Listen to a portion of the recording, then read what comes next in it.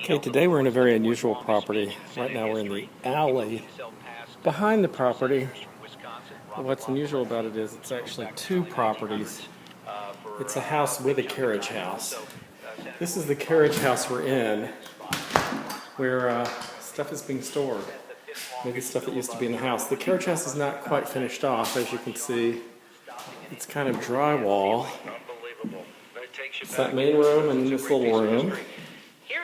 And then here is a bathroom that's been started. So I guess the idea is that's a bathroom, and this is a bedroom, and that's going to be sort of a kitchen, living room, dining room all together for a teeny one-bedroom apartment over a garage. And here's another kind of little French balcony. That's the back of the main house. It's habitable, but not super pretty and not super renovated. The whole kit and caboodle is $950,000. It's in Northeast Capitol Hill on 5th Street, kind of near 5th and H. And the H Street corridor is the happening corridor where all the hipsters are. So, here's the garage. There is actually a garage door as well as a regular door out into that alley we looked at. Right now it looks like somebody's storing their antiques in here, or their furniture from the house, or actually the sinks they need to put in upstairs. Anyway, but it is a garage, and it's kind of a long one. I guess it's a two-car garage if you pull them in at the right angle. Anyway, here's the main house, which is 2 levels with a basement, a walkout basement. And it's a row house, basically. It is actually attached to the other houses, at least on one side. And it's so close on the other side, but even if it's not attached, it might as well be. It has a screened-in porch, which was always good in Washington, but it's still good, but it's always good because Washington is humid and buggy. There are gnats and flies and mosquitoes everywhere. Here's this kitchen that looks like somebody redid in the 70s or 80s. Or maybe even more recently, actually, but redid in the least expensive way possible. I actually think it's fairly new Formica. It's a fairly new stove, fairly new refrigerator. And here's kind of the bones of the original old house.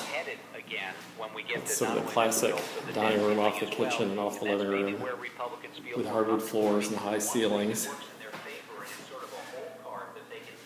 And this molding, there's a word for that and I forgot it. Molding, you put your little tchotchkes and art on. It's not crown molding, it's not chair molding, it's above that. Here's a fairly classic living room. You see it has the original fireplace. The fireplace was probably turned to gas and then capped off. It has these double French doors with a transom. Looks out onto a little front porch out over the street. So, there's the front door, which is glass. There's kind of a foyer.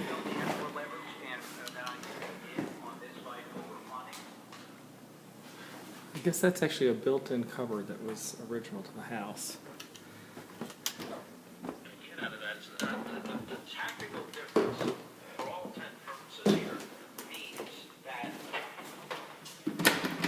Oh, there's actually an incredibly steep attic.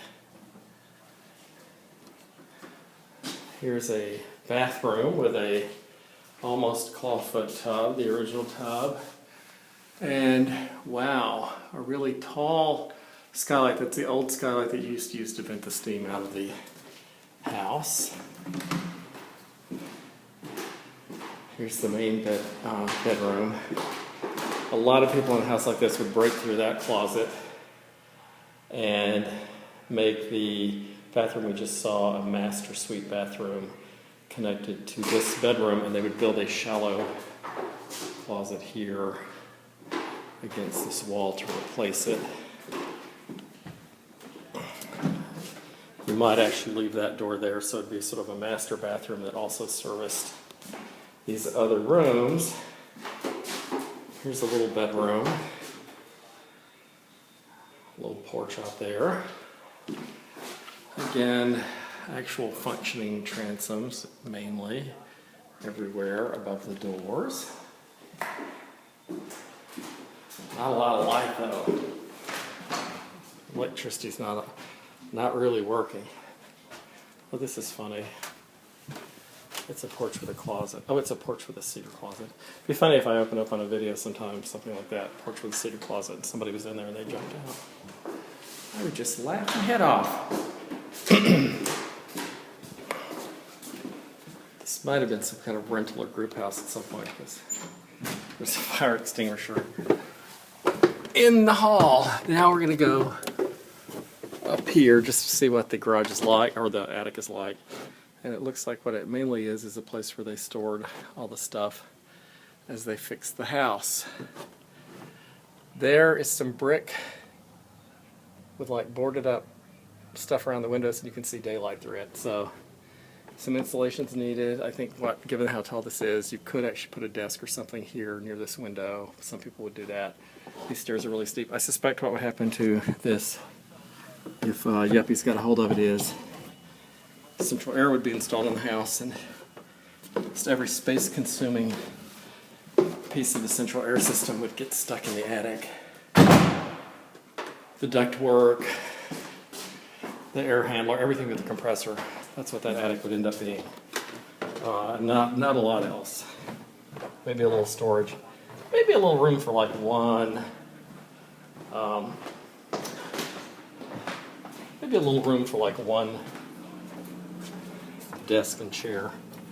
Oh, and it looks like this downstairs part has been carpeted, which is an interesting choice because, again, DC is so swampy and damp that usually things like this get wet, and actually it smells a little wet and a little moldy down here.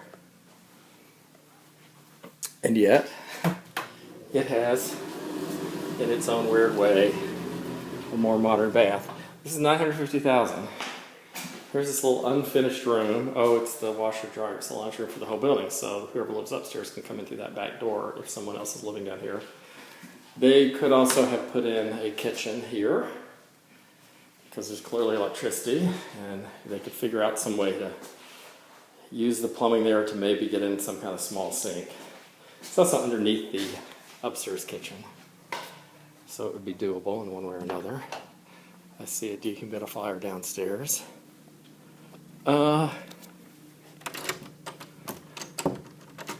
It's totally rentable just because of its location on Capitol Hill. Huh. What's interesting, it has this little area. So you could, if you lived here, you could have tables and chairs here, and you could have a bicycle that would be secure. Here's the street. We came out the basement door. I don't think that's H Street yet, although it might be. Actually, I think that is H Street, the infamous Hipster H Street. Here's what the house looks like. And here's the neighborhood, kind of quiet, although also a neighborhood with cars like that in it.